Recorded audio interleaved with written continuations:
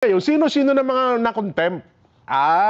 Meron ba tayong mga balita noon? Hindi dapat ang tinatanong mo, Oho. bago yung na-contempt, sino-sino ang mga bagong naituro?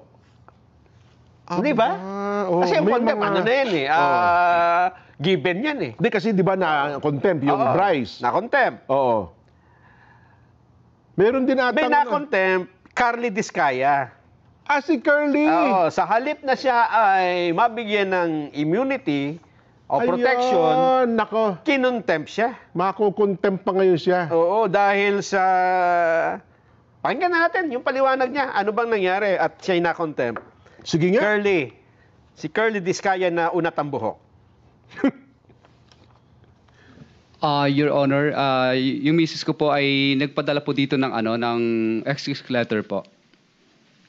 Na hindi po siya makakarating dahil po sa mga valid reason po. Bali may po siya yung may heart condition din po siya at saka po nagpadala po siya ng letter po dito. Hindi ko lang po nabasa kung ano yung pang-content. I deeply regret to inform you that I will be unable to attend the Committee on Accountability of Public Officers and Investigations, fourth public hearing scheduled for September 18 at 9 a.m. Or 9 in the morning. Regrettably, I have an important meeting with my employees on the day of the hearing to explain the problem that the company is facing now and the effects this has on them. This meeting was already scheduled before I received the Honorable Committee's invitation this late afternoon, and some of my employees will be coming from various places, thus I can no longer cancel the meeting set for tomorrow. As such, I'm sincerely sorry that I will be unable to attend the committee hearing. I fully understand the importance of the committee's work and the seriousness of the matter at hand. I hope that my absence shall in no way be construed as a reflection of my respect for the committee and its mission. I humbly request the committee's understanding and patience in this matter. Thank you very much for your consideration. Very truly yours, signed, Cesara Rowena C. Diskaya. Mr. Chairman, with that letter, nagsisinungaling itong si Mr. Diskaya na meron daw karamdaman yung kanyang asawa. And Mr. Chair, nanumpa ito to tell the truth, and dito harap-harapang nagsinungaling ka, binabastos mo kami, niloloko mo kami. Diba? Huwag mo kami lokohin because the chairman has the power to cite you in contempt.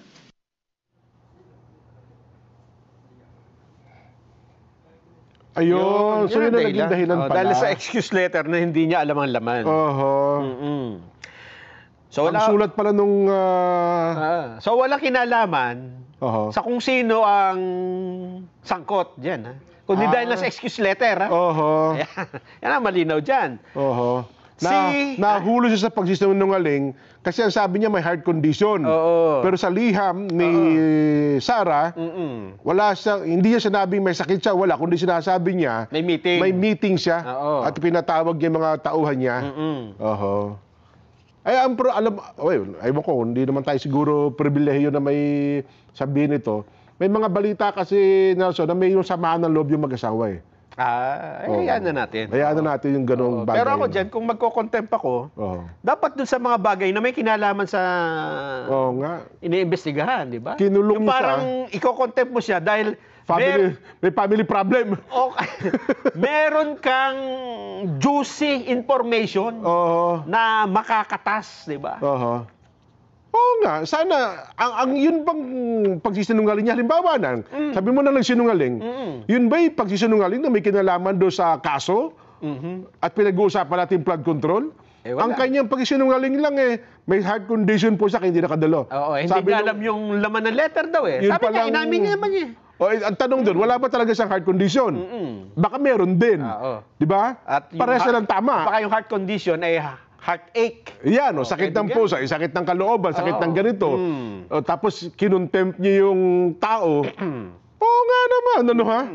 Kasi marami pang pwedeng itanong dito eh. Kay Carly Diskaya.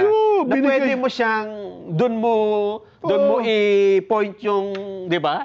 Yung contempt Kung ako doon, Nelson, para makapag-ano ka pa. kung ako doon, Nelson, Kaya mula niyan, Jen, mula nung na-contempt na siya, wala, puro ano na siya, puro I invoke- right to remain silent, right to, I invoke my rights to Oo. self-incrimination. Puro gano'n na siya. Ayun. Siyempre nga naman, wala ka nang i-contempt dahil na-kinontempt mo na eh. Kung ako doon, halimbawa, Nelson, sabi ko kay si Senador Kiko, ando naman, at saka abogado naman, tsaka si Senador Erwin. Curly, ikaw ay napatunayan namin nagsisinungaling, ha? Ito sulat. Pero ito namang pagsisinungaling mo, wala namang kinalaman dito sa flood control, wala namang kinalaman sa issue na ating pinag-uusapan, pagpapasensyahan ka namin. Ano ha? Doon tayo sa mas malalim. Doon tayo sa mas malalim na Eto, issue. pagka nagsinungaling ka, dito ka namin i-contempt. Kung kayo man na may pag-aaway na mag-asawa, sabi ko halimbawa na kayo may samaan ng loob, wala na kaming pakialam doon. Ang ating pinag-uusapan ay may kinalaman dito sa usapin ng flood control. Oo. Meron kaming gustong malaman, matuklasin. Pero kung sa i-contempt mo, dahil doon sa issue na yon, parang ang babaw naman yata. Kaya nga, kaya mga mula noon, Oho. hindi na siya sumasagot. Pero pag sinungaling, tanggapin natin, pag sinungaling yun, ha?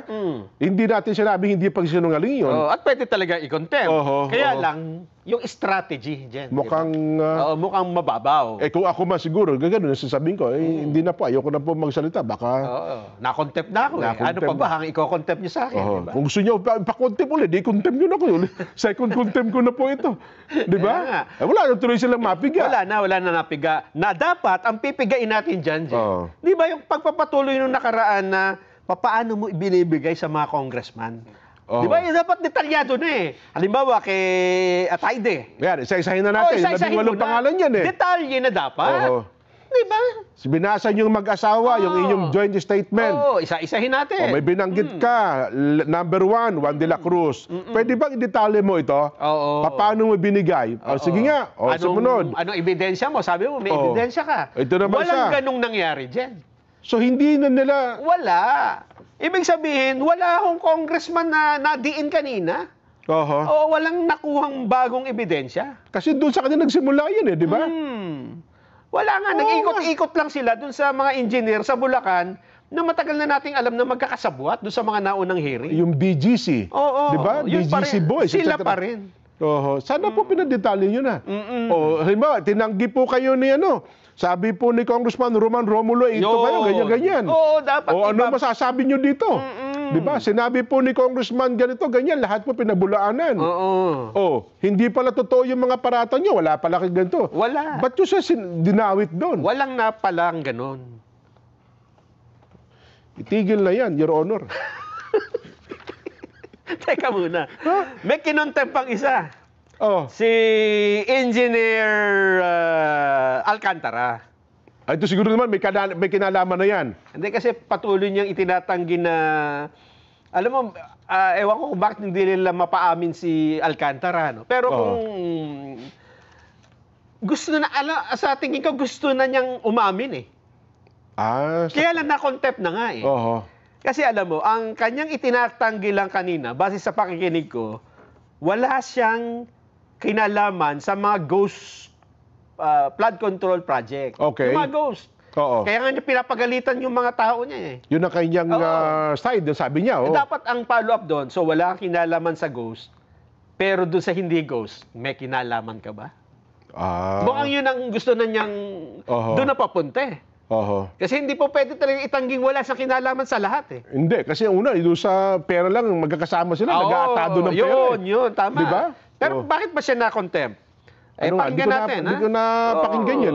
Tinatanong nga kasi siya dun sa ghost na talagang itinatanggi niya yun. Oho. Dapat ang kasunod noon, kung wala kang kinalaman sa ghost, saan ka may kinalaman? Oho. Di ba? Sige nga. Sige, panoorin natin. Ba't Yung siya na-contempt? pagko-contempt kay Engineer Alcantara. Your Honor, yung pong ghost project niyan, talaga pong wala po akong alam sa ghost project na yan, Your Honor. Mr. Chair, with the indulgence of Senator J.B. Erto. Senator Erwin Tulfas recognized. Mr. Chair, can we ask this person to show cause, order a show cause order for him today bago natin i-cite for contempt? Last week pa ito, dalawang hearing na itong nagsisinungaling. Sa mga taong sa baba, lahat may kasalanan, ikaw wala. District engineer ka, hindi mo alam na may ghost project, wala ka ring alam, lumobo yung budget mo. Hindi ba dumadaan sa lamesa mo yan na lumaki yung yung pondo mo? Mr. Chair, I think this person is lying, so we have to ask him to show cause why he should not be cited for contempt today. Please respond, Mr. Alcantara. Your Honor, kami naman po pag lumalabas po sa GAA, ini-implement lang po namin yung project, Your Honor. At hindi po namin alam kung saan po ng ano yan, Your Honor. Actually po, yung sinasabi ko po sa Ghost Project, talaga pong wala akong alam dyan. At magpapatunay naman po itong project engineer na nandito po sa tabi ko kung paano po nangyari yan. Yung pong sinasabi ng project engineer na Paul Duya ay kasama po nila yan, Your Honor. Mr. Chair, unacceptable. And therefore, I will move, Mr. Chair, that we cite this person in contempt for lying before this committee, Mr. Chair. There is a motion to cite in contempt of the committee, Engineer Henry Alcantara. Any objection? Hearing none, you are cited for contempt. Thank you. Ayun. Hindi, magkakatabi na sila, tatlo na sila. Magkakasama na sila ni ano. Magkakwentuhan yung mga yan. Mukhang Jen, sa akin namang pananaw, talagang itinatanggi lang niya yung Ghost Project. Ghost Project. Oo. Pero hindi lang kasi natanong dyan yung pilit niya itinatanggi yung Ghost. Substandard. Meron ka ba? Ayun, dapat. O yung ibang project na hindi Ghost. Oo. Involved ka ba dyan? Oo. Dapat ganun eh. Alam mo kung bakit? Bakit daw? Kasi may pag-amin yung isang engineer na kasama nila sa grupo eh. Kapag ka Ghost Project, sino ang mastermind? Okay. Oo. Oo, kaya sabi natin, ang hearing, nagpaikot-ikot lang dito sa mga engineer na to. Wala, yung mga binanggit na congressman, wala ho nakalimutan. Ewan ko lang kung bakit, ha? Hindi ho natanong kahit isa. Di ba? Ikaw, nanonood ka ba? Hindi, tinulugan ko eh. Tinulugan ko. Ang nagsalita po ay isang engineer din. Okay. Ha? Sino ba yon? Sige nga, panoorin nga natin. Itinuro ko sinong mastermind pagka Ghost Project.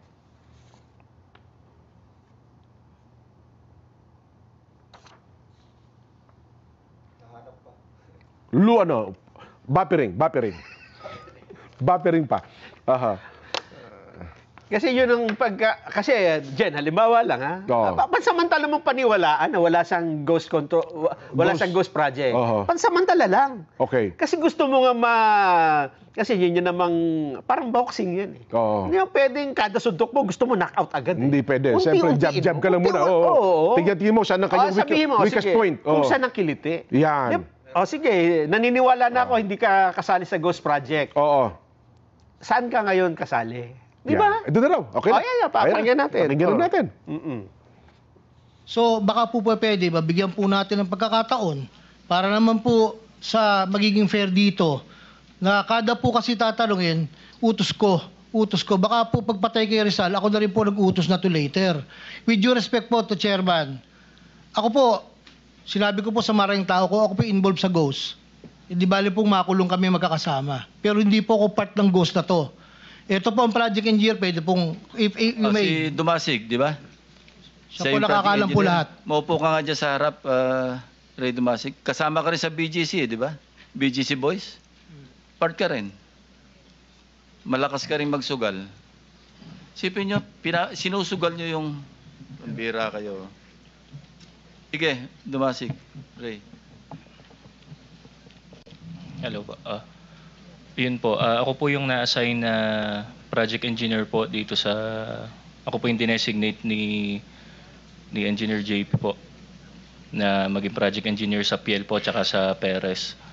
So, nung na-designate na po sa akin to, ang sabi po kagad nila, sila na daw po ang bahala. Wag ko na daw po pakialaman. So, yun po. Bali, ito po nangyayari po nung nung project inspector pa lang po ako. Ang project engineer po nun at that time, si Engineer JP, si Engineer Paul, tas ang happy po namin si Engineer Bryce.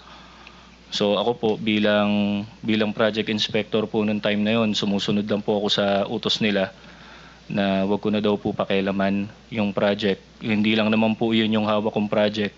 So pirma ka lang ng pirma, wag mo nang pakialaman, pipirma ka na lang. Actually po, nung project inspector po, wala pa naman po akong pinipirmahan at that time, more on site visit lang. So ganun po yung nagiging sistema nung mga panahon na yon. Sinasabi po nila, wag ko daw po ipaalam. Cut to the chase, ano? Okay po. Sino mas mukhang mastermind sa kanilang dalawa? Si Bryce o si Engineer Alcantara? Si Bryce po, sa Ghost Project po. O yan, Jen. So Pagka Ghost Project, si Bryce. As in talagang totally wala, no? Dapat ang tanong na sumunod, si Alcantara, saan naman siya mastermind? Ano naman ang kanyang ano naman kanyang expertise, di ba? Kasi magkakasama kayo eh. Di ba? May mga pera kayong malalaki eh. Tama. Alam mo, nabunyag lang pala ito. Yung may nagkukwento kayo ng Engineer Ramos, parang bagong dating doon sa kanila eh. Hindi nila ata kagrupo eh. Yung Engineer Ramos, parang project din eh. Di ba, nag-inspect. Doon na, yun ang nagsimula, nagbulgar ng pangyayari eh. Yung Engineer Ramos, pinapipirma ata ng papel. Ng kanyang parang okay na. Sabi niya, teka lang, hindi, pwede ba makita ko to? Pinuntahan nila yung site. Nung nakita, wala. Sabi niya, yan yung andyan yung Sabi niya, hindi imposible. Project ko yan, last year pa yan eh. Hindi yan yung sinasabi ninyong wag niyo ituro na ito yung project niyo kasi yung project na yan, ako nagbantay. Ang kausap si na Bryce. Yata yung nagpapapirma sa kanya, kaya hindi niya pinirmahan. So nagkaroon ata siya ng hinala, nagkakailutuan dito. Doon na ata siya nagsumbong, Nelson. Kay Alcantara. Hindi ko alam kung kay Alcantara o saan naman. Kasi pinatawag daw ni Alcantara yan, tapos pinagalitan eh. Yun nga ata nagtuloy. Yung iba ko, narinig ko sa kwento kanina, na yung Ramos, yung parang Engineer Ramos din ang pangalan eh. Na hindi... Hindi kaya si ano yan? Sino? Si... Nasa taas? Hindi. Andun na, hindi kinukwento eh. Grupo nila na itong Ramos ito, bagong dating doon sa kanilang grupo, parang na-assign. So wala ka alam-alam. Walang kaalam-alam nung pinapipirma. Teka lang, ba't ko pipirma ito? Hindi ko pa nakikita ito eh. Nung pinuntahan nila, hindi yan yun. Last, binabantayan ko aking project yan eh. Hindi ba tuturong yan? Yung pala, parang tinuturo nila yun, pero wala talaga. Kaya nga pati yung picture pare-pareho lang eh. Pagka-reporting. Nako.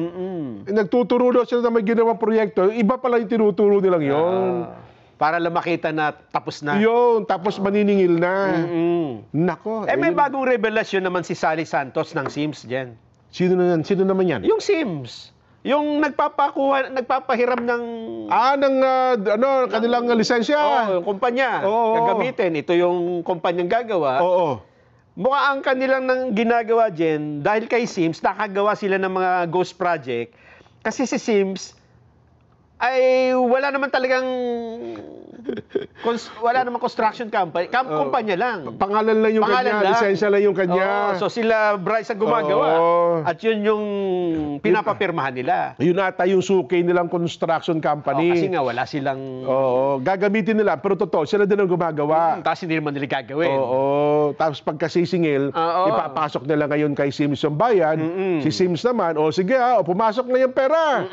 Kunin nyo na ngayon dito. Halina. Yan yung sinasabi ni Alcantara na hindi niya alam. Kasi ghost nga. Pero sigurado, meron siyang alam sa iba. Di ba? Yun yung hindi nila nabubusisi. Pero ano ba yung sinabi ni Sally Santos kanina? Eto, mukhang nagkakaroon ng tawagan eh. Tawaran? Tawagan. Calling. Nagkakatawagan. Sige. Habang ine-investigahan sila eh. Pakinggan natin.